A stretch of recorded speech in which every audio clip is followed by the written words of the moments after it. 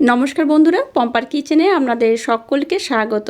আজ আমি অল্প একটু ছানা দিয়ে অপূর্ব স্বাদের একটা মিষ্টির রেসিপি আপনাদের সাথে শেয়ার করব। মিষ্টি আমরা নানা রকমভাবে বানিয়ে থাকি, একদম ইউনিক পদ্ধতিতে অল্প একটু ছানা দিয়ে এই মিষ্টিটা আমার মতো বানিয়ে দেখতে পারেন। এটা যেমন দানাদার হয়, দেখতেও সুন্দর হয় আর খেতে হয় অসাধারণ। একবার খেলে দেখবেন বারবার বানাতে ইচ্ছা করবে। বাচ্চা থেকে বড় যাকে বানিয়ে খাওয়াবেন সেই আপনাকে ভীষণ প্রশংসা করবে।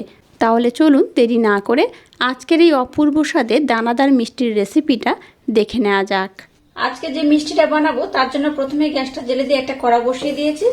কড়াটাকে গরম করে নিয়ে এর মধ্যে দিয়ে দেবো ঘন করে জাল দিয়ে না দুধ। গ্যাসের ফ্লেমটাকে লো টু হালকা মিডিয়াম দিয়ে এবার দুধটাকে আমি ফুটিয়ে নেব। আচ্ছা, এখানে বলে রাখি দুধটাকে আগে থেকে আমি ঘন করে ফুটিয়ে নিয়েছিলাম, তাই খুব বেশি ঘন করার দরকার নেই। তো এখানে অনেক উপকরণ আমি অ্যাড করব, তারপর আমি ঘন করব। তো প্রথমে দুধটাকে একটু ভালোভাবে ফুটিয়ে নেব। আর আপনারা যারা দুধটাকে একদম প্রথম ব্যবহার করবেন তারা কিন্তু দুধটাকে একটু ভালোভাবে ফুটিয়ে নেবেন, একটু ঘন করে ফুটিয়ে নেবেন। আর দুধটা দেখে বুঝতেই পারছেন কতটা আমি ঘন করে ফুটিয়ে নিয়েছি। তো যাই হোক, দুধটা ততক্ষণ ফুটতে থাকুক, আমি আর একটা কাজ কমপ্লিট করে নেব। এবার দেখুন একটা মিক্সির জার আমি নিয়ে নিয়েছি। এবার এই মিক্সির জারের মধ্যে আমি দিয়ে দেবো ছানা। এখানে আমি 300 গ্রাম ছানা ব্যবহার করছি। আপনারা চাইলে কিন্তু ছানার পরিমাণটা একটু কম বেশি করে নিতে পারেন। তো আমি এখানে 300 ছানা ব্যবহার করছি। দুধের মধ্যে লেবুর রস দিয়ে ছানাটাকে আমি খুব ভালোভাবে কাটিয়ে নিয়েছিলাম। এর মধ্যে দিয়ে দেবো 3 থেকে 4 চামচের মতো মিল্ক পাউডার। এখানে অবশ্যই মিল্ক পাউডার ব্যবহার করবেন। দিয়ে দেবো 2 চামচ ব্লেন্ড করে নেওয়া মিছরি। এখানে আমি মিছরি ব্যবহার করছি, আপনারা চাইলে কিন্তু এখানে মিছরি পরিবর্তে চিনিও ব্যবহার করতে পারেন। সমস্ত উপকরণ দেখুন এই মিক্সি জারের মধ্যে আমি দিয়ে দিলাম। এবার এখানে দিয়ে দেবো সামান্য একটু দুধ। এবার সমস্ত উপকরণ একসাথে আমি খুব সুন্দর করে ব্লেন্ড করে নেব। দেখুন সমস্ত উপকরণ আমি খুব সুন্দর করে ব্লেন্ড করে নিয়েছি। আর ঘনত্বটা দেখুন কেমন হয়েছে, ঘনত্বটা কিন্তু এইরকমই হবে। এইভাবে সমস্ত উপকরণ অবশ্যই একবার ব্লেন্ড করবেন, তাতে করে আজকে যে মিষ্টিটা বানাবো একদম পারফেক্ট হবে। দুধটাকে দেখুন আবারও আমি একটু ভালোভাবে ঘন করে ফুটিয়ে নিয়েছি। এখানে সামান্য একটু এলাচ পাউডার দিয়ে দিলাম। এবার দেখুন যে সমস্ত উপকরণ আমি ব্লেন্ড করলাম সেটা এখানে দিয়ে দেব। এইভাবে মিশ্রণটাকে আমি ঢেলে দেব আর কন্টিনিউ কিন্তু নাড়াচাড়া করব।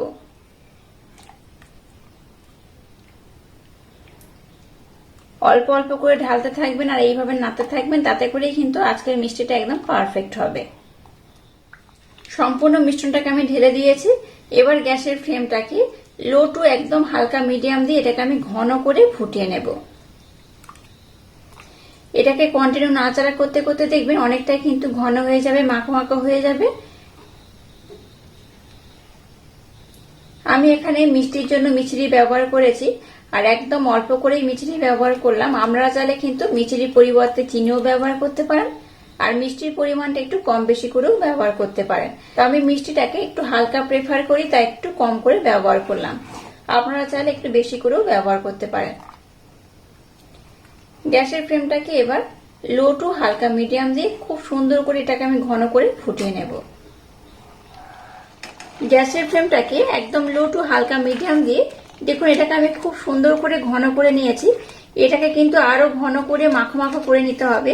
এটাকে আর একটু ফুটিয়ে নিতে হবে। তার আগে এখানে আমি আর একটা উপকরণ অ্যাড করব। সামান্য একটু কেশর এখানে আমি অ্যাড করলাম। একটু কেশর ব্যবহার করলে কালারটা যেমন চেঞ্জ হয়ে যাবে, এটা দেখতেও সুন্দর লাগবে, খেতেও কিন্তু খুব অপূর্ব হবে। আবারও গ্যাসের ফ্লেমটাকে লো টু হালকা মিডিয়াম দিয়ে আর একটু আমি ঘন করে ফুটিয়ে নেব। গ্যাসের ফ্লেমটাকে আবারও লো টু হালকা মিডিয়াম দিয়ে আবারও দেখুন যেটা আমি 5 থেকে 7 মিনিট সময় দিয়ে খুব সুন্দর করে ফুটিয়ে নিয়েছি। এবার দেখুন অনেকটাই মাখো মাখো হয়ে গেছে। এখানে আমি আর একটা উপকরণ অ্যাড করব। এবার দেখুন এখানে দিয়ে দেবো কনডেন্স মিল্ক। এখানে আমি 1 চামচের মতো কনডেন্স মিল্ক ব্যবহার করব। এটা অপশনাল, ব্যবহার নাও করতে পারেন, তবে করলে কিন্তু এই সন্দেশটা খেতে দুর্দান্ত হবে। আবারও মিশ্রণটাকে একটু ভালোভাবে নাড়াচাড়া করে ফুটিয়ে নেব। অনেকটাই কিন্তু মাখো মাখো হয়ে গেছে, আর 5 মিনিটের মতো ফুটিয়ে নিলেই হবে। এই সন্দেশটা কিন্তু একদম দানাদার হয়, দেখতে যেমন সুন্দর হয় খেতে তেমনই অপূর্ব অসাধারণ হয়। একবার খেলে আপনাদের বারবার বানাতে ইচ্ছা করবে। গ্যাসের ফ্লেমটাকে একদম লো দিয়ে দেখুন মিশ্রণটাকে আমি একদম ঘন করে একদম মাখো মাখো করে নিয়েছি। দেখে বুঝতেই পারছেন এটাকে কিন্তু আমি আর ঘন করব না। এবার আমি গ্যাসটাকে বন্ধ করে দিলাম। গ্যাসটাকে বন্ধ করে দিয়েছি। চলুন এবার নেক্সট স্টেপ আপনাদের সাথে শেয়ার করা যাক। এবার দেখুন একটা এরকম টিফিন বক্স নিয়েছি আর একটা রোল পেপার উপর থেকে এইভাবে দিয়ে দিয়েছি। এবার উপর থেকে একটু হালকা আমি ঘির প্রলেপ লাগিয়ে দেব, তাতে করে আজকে যে মিষ্টিটা বানাবো সেটা কিন্তু ওটাতে খুব সুবিধা হবে। এবারে মিশ্রণটাকে এখানে আমি দিয়ে দেব। এইভাবে একটু হাতাটার মাধ্যমে প্রেসার দিয়ে দিয়ে একদম ভালোভাবে সেট করে দেব। আপনারা চাইলে একটু মোটা করে বা একটু পাতলা করেও কিন্তু দিতে পারেন। তা আমি খুব মোটা যেমন করব না, আবার খুব পাতলা করেও রাখবো না।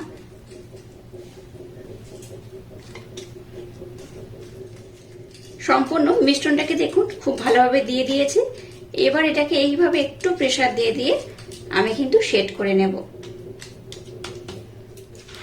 দেখুন মিশ্রণটাকে আমি খুব ভালোভাবে সেট করে দিয়েছি। এবার দেখুন একটা গ্রেটার নিয়েছি আর পেস্তা নিয়েছি।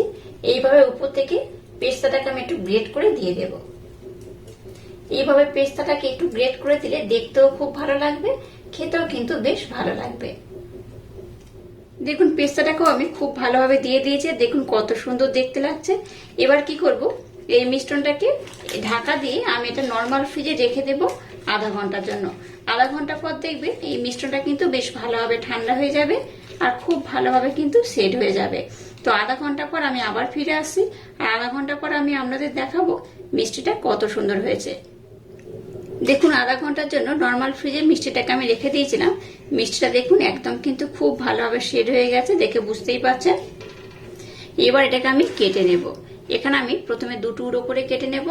আপনারা চাইলে কিন্তু একটু ছোট বড় করে কাটতে পারেন। আবারও এইভাবে ছোট ছোট টুকরো করে কেটে নেব। এবার একটা মিষ্টি আমি আপনাদের উঠিয়ে দেখাবো। দেখুন কত সুন্দর হয়েছে। এই দেখুন, দেখুন কত অপূর্ব দেখতে হয়েছে। এটা দেখতে যেমন সুন্দর খেতে কিন্তু তেমনই অপূর্ব অসাধারণ। এইভাবে যদি একবার ছানার সন্দেশ বানিয়ে খান, দোকান থেকে আর কোনো ছানার মিষ্টি খাওয়ার ইচ্ছাই হবে না। এটা এতটাই অপূর্ব খেতে হয়। তো এইভাবে সমস্ত মিষ্টিগুলোকে এই পাত্রের মধ্যে আমি সার্ভ করে নেব।